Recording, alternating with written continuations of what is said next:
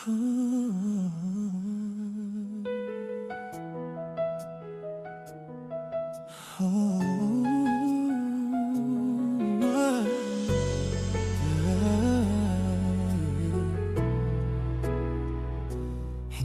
ko naisip na ako'y iwanan mo.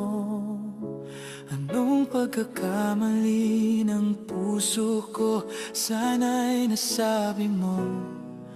Di pa ba sapat ang pag-ibig na alay ko sa'yo, upang damdamin ko'y lubusang saktan mo? Paano kaya